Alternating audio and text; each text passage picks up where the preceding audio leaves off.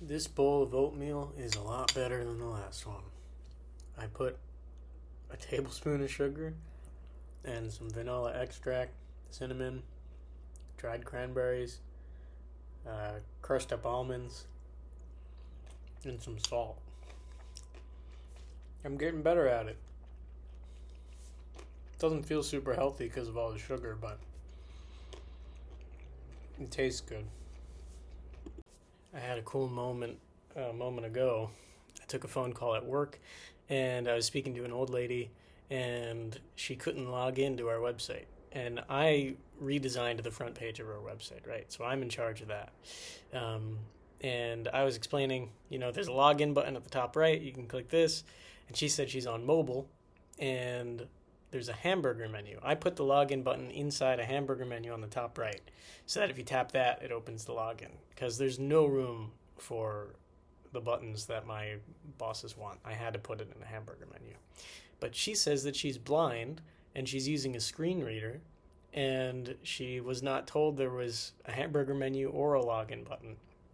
And that was really eye-opening to me and a little moving, a little exciting that I got feedback, good feedback on something that I made that a complete stranger is using. And now I have to think about, should I take the login button and put it in both places, inside the hamburger menu and at the top on mobile, which probably is the best idea, or I should probably also name the hamburger menu something that will show up to the screen reader that makes it clear that the login button is behind the hamburger menu. But that was neat. That's the first time I've had that kind of like interaction. I don't know.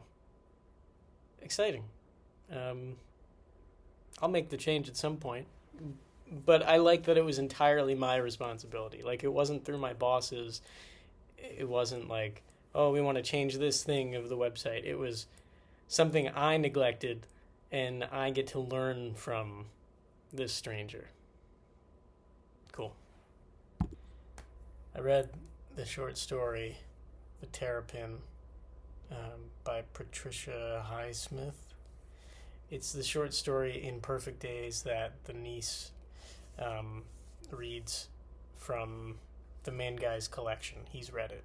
She reads this short story too, and she says that she really relates to the main character Victor, and that's really sad. Now that I've read this story, this is a really dark story uh, about an abusive mother and a little boy, and it adds a whole extra layer to why she relates to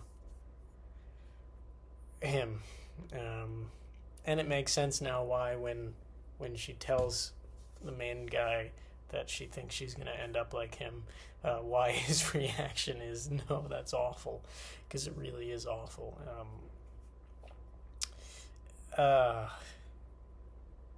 Not it's a really well written story, but it's chilling, and I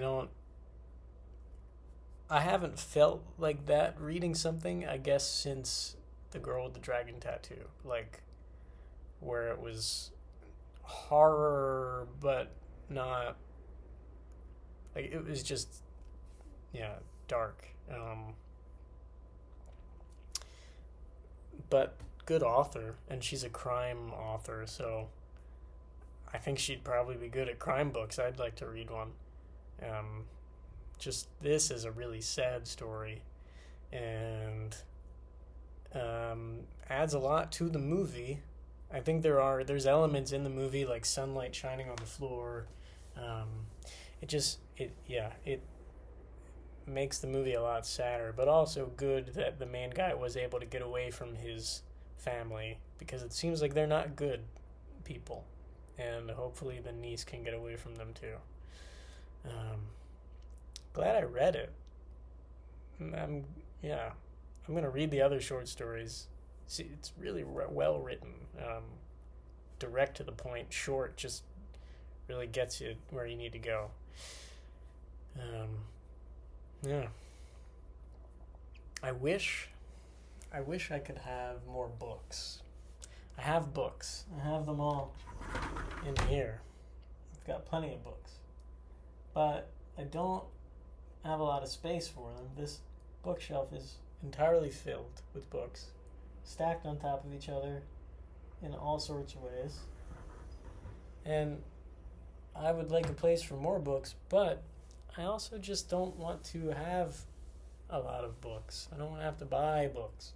I torrented this one, or pirated this one, and that's felt good.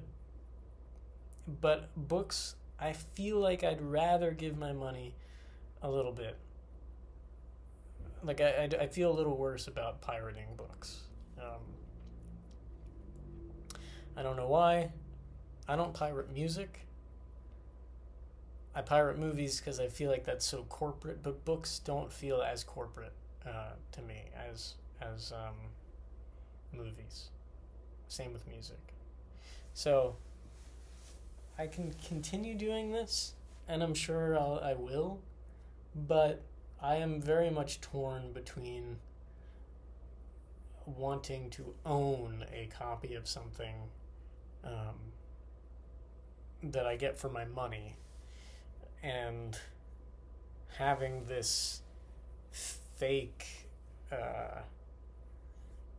transient non-existent copy of the book that the moment this breaks or the moment the service ends, I no longer have it for a cheaper amount of money, but not by much. I'm torn on this. I don't want my whole bookshelf to just be this. I don't want to rely on that. I enjoy the physical quality of books, but it takes up space, and space is limited. And I could have a bookshelf, but I like my space, so I'm gonna have to do some thinking. I'm sure I could get creative with bookshelf placement. There's one I saw on Amazon that's like not even a real square bookshelf, but like a tree where it's all diagonals stacked, and that seems like it takes up less space, but it also holds less books. My ideal would be wherever I live, the walls are shelves everywhere, and I'm getting tired. And there's doors on them or drawers like this to keep everything from getting dusty, because I don't want to have to dust a bunch of bookshelves around the whole room.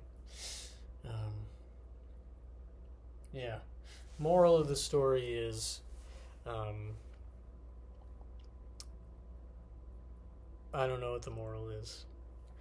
Appreciate the little things and be nice to people. And I think that's probably the moral of Perfect Days.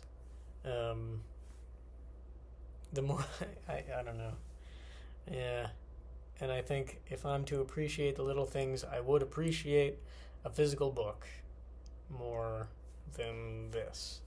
While I can, I do have an appreciation for technology and digital things and UI, and I can appreciate the satisfaction of the e-ink, and it feels physical, and I appreciate the nice thing where it says like how much longer it's going to take me to read. There are nice things about this, but it's just not lasting. So I'll have to think about what I'm going to do about books, because I do intend to read more books this year. I would like to read 10 books. 10 books. I read 6 in 2024, but I didn't read for most of the year, and I didn't finish a lot of the books I started. I'm determined to finish. And I don't feel like talking anymore, so good night.